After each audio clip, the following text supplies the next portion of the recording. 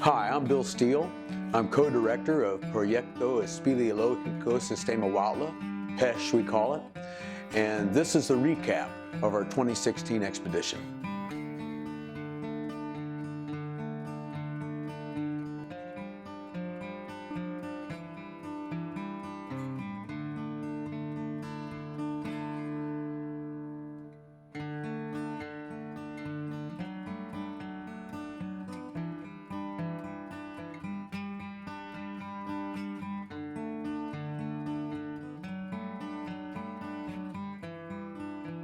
We'll talk about exploration, and kind of a unique aspect of caves is that it's original exploration. We're the first people to go somewhere. That's not easily done in this world anymore. 4,000 people have climbed Mount Everest. 200 people in one day summited Mount Everest. That's a feat that I'm impressed by, and I've met some people that have done it, but it's different. When you're the first person to go there, especially in a cave where you can't get satellite photos or figure your route out on a map, you gotta go to know. It's a whole different world when you're the first person there and you're figuring it out as you go. So the first person to enter one of the Huautla caves was a caver from Austin, Texas in June of 1966. He rappelled into the entrance of Sótano de San Agustin, one of 20 entrances, the big, most dramatic one, easiest to find. That was 50 years ago this year. And ever since then, not every year, but almost every year since then. And in one year, we had 3 expeditions in 1977. Big year for cave exploration. Almost every year since then, there has been exploration happening, which is, through the years, pieced together one of the greatest caves in the world. Some people say the greatest cave in the world. I think that, and I've been in a lot of caves. As it stands now, it's the deepest cave in the Western Hemisphere. It's the 8th deepest cave in the world, and it is the longest of the 17 deepest caves in the world, which is actually a big deal, because the deepest cave in the world is in the Republic of Georgia, former Soviet Union, overlooking the Black Sea. It's got 2 deep routes, actually 1 and another entrance that connects midway down. You could call that 1 route with 2 entrances. Sistema Huautla's got 20 entrances, 20 routes, and my guess is when it's all said and done, it'll probably have 50. 50 entrances, 50 deep routes. It's a big cave, and it's very deep, and it's got big rooms. So it's a pleasure to explore it, but it's also a challenge to figure out the riddle of it. And we've explored enough of it now that we've explored 75.5 kilometers, which is 46 miles. We've explored enough of it that we can see patterns in the geologic development, but it also doesn't always stay true to that. So there can be surprises. And then you figure out after you find it why it's there. And that's kind of the joy of it, is you get to explore, you kind of think you know where you're going, but then once you go there, then you figure it out. So this year, we concentrated on the La Grieta section, and this is the 3rd year in a row. Last year, we also did some work in the Sótano de San Agustin section. So we had 2 sections going last year. This year, we had 1. And we had like 4 different areas of La Grieta, which is kind of on the eastern flanks of the cave system, with 2 entrances, the eastern part of the system. We had a section 100 meters deep, we had a section 400 meters deep, and we had a goal of going back to a section 600 meters deep and established in a deep camp. The latter never happened, and the reason it didn't is because other things were found that kept our focus. Before we went on this year's expedition, and in a video interview, I talked rather excitedly about the Mexaguilla area, discovered at the end of last year's expedition with world-class formations, looked like it was going to open up a whole new section of the cave. Fizzled. It didn't go much of anywhere. What was seen last year was kind of it. They got some nice photographs, there's some nice formations, but everything kind of pinched down. Well, that's the way it goes. Camp 3 and the booming big tunnel going to the north. At first this year looked like it was going to fizzle and not do much. And it took 2 underground camps before the route was found. Now that's the most exciting exploration discovery of this year, is we have extended the cave system to the most northernmost point for the first time since 35 years ago. 35 years ago, we explored the highest entrances. That was the northernmost point. Now, we're beyond that and much lower, which, if you understand cave development, and especially a deep cave that's following the strike of the rock, if the cave system as known right now has the highest entrances up here, and then it pretty much goes down the strike like that, we're below that now, and we're farther to the north, but we're deeper, which means it's going to go farther and then come up. And that's what they experienced at the end of their 9-day underground camp at Camp 3, was that it was starting to go up. So they were doing face climbs, bolt climbs, and where they turned around because they were out of time, out of food, out of battery power for headlamps and so forth, they could hear big water. And when you hear big water in a cave system, that's exciting. There's a rumble to it, and you know that that's an underground river that they weren't in. So there's something that they're not seeing up the dome and off to the side.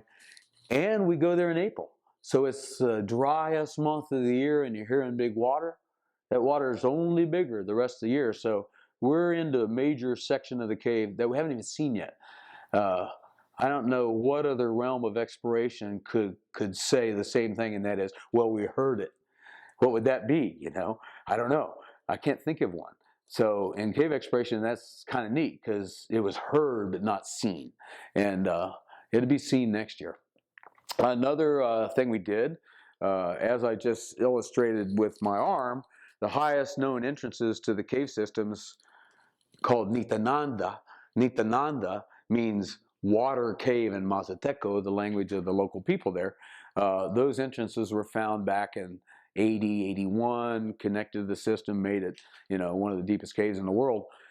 We hadn't been back up there in many years. I tried to find some of those entrances 23 years ago and couldn't. We didn't have GPS locations for them. We just had memory. And things had changed. Trees were growing where there had been cornfields and so forth. This year, we went up there with a sophisticated GPS. We're going to find those entrances, and we just kept going back until we figured it out. And we did. There are 4 entrances. Of the 20 of Sistema Huautla, 4 of them are up in this highest point. One of them's higher than the other 3. And that's the highest entrance to the system. We found them all and got good GPS readings, but we also found a couple other caves that we didn't know about, which were a little bit higher. One of them was explored and branched out and not connected to the system, but I think that will happen next year. Then there's a cave named Nitatinzo, and Nitatinzo in Mazateco means goat cave, because goat herder showed us to the entrance, and he herds goats around on that side of that mountain.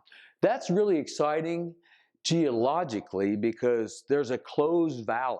And what I mean by that is there's a deep, pronounced valley that's had a lot of water draining into it for many, many thousands of years with no outlet. So it's like a bathtub. Where's the water go? Something formed this valley. Where's the water always gone? Well, there's a cave underneath it, and it's right off of the eastern flanks of the deepest part of Sistema Huautla. We've been trying really hard for years to find a way into the cave that's beneath this valley, but there was no major entrance. Well, there's this little cave called Nitatinzo that's got a 50-meter entrance drop, dead end, but Tommy Shiflett, the co-leader of PESH, I'm a co-leader, he's a co-leader, he swung over to the wall and found a narrow little crack that people have gone back to now and then for 3 years, and making it a little bit bigger, hammering here, hammering there, and finally they squeezed through this year and they dropped a pit and they picked up a huge airflow, and we think we're into it. So that's something very exciting for next year. As I said before, the first cavers to go into one of the entrances of what is now Sistema Huautla went 50 years ago this year, 1966.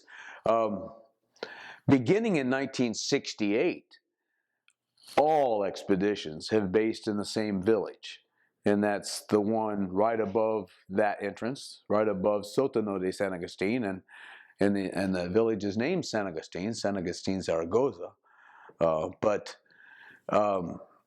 We've always rented houses there, always stayed in the same village, until this year. And this year, we decided to change surface operations because of us working the La Grieta entrance. There's a little village that last year invited us to relocate over there. They said, you know, they'd find housing, they'd get water to us. We would like it. So we took the step this year. We were 9/10 of a mile from the entrance of La Grieta, 20-minute walk. Last year it was a 3.5-hour walk back to San Agustín, and several people did it in the middle of the night. This year it was a 20-minute walk, easy walk, not even that steep. And it was just a relief to be in a new place with really friendly people, very quiet, kind of isolated, not on a main road. You know, the big news of the day is a car drove through. And like being out in the rural countryside of someplace in the United States. It was just really different. One thing about it, though, was that it's also a vortex, which we had no way to know that strong winds can blow through there. And the first 2 nights we were there, some of us decided to sleep up on the roof of the concrete house, and there was rebar sticking up to tie down the tents to, and I got a good Mountain Hardware tent. You know, I welcome any storm because it's not going to hurt the tent. Well, I thought it was going to destroy my tent. 2 nights of that with 50-mile-an-hour sustained winds and 60-mile-an-hour gusts, and besides, I couldn't sleep because of the wind. So I ended up packing up and moving inside. Others did. Others stuck it out on the roof. I was there at the beginning, so there was still room in the house for me to move in. Later, there wasn't that much room. We were little crowded in housing, and I think they're going to have more housing for us next year. So some people stuck it out. And when there were strong winds at night, you know, that was the topic at breakfast, was how well did you sleep last night, and how's your tent doing? Everybody had good tents, so nothing got torn up, but you wondered when you were in it. Yeah, Plan Carlota was a good move, and we'll be moving back to that village next year. The 2016 expedition has concluded. It was the 3rd one of 10 that we're planning to have. Already, within a week of having left the field, we're talking about objectives for next year, and I'm hearing from people already that want to be a part of it. So we've got momentum, and we've got a great cave to continue exploring.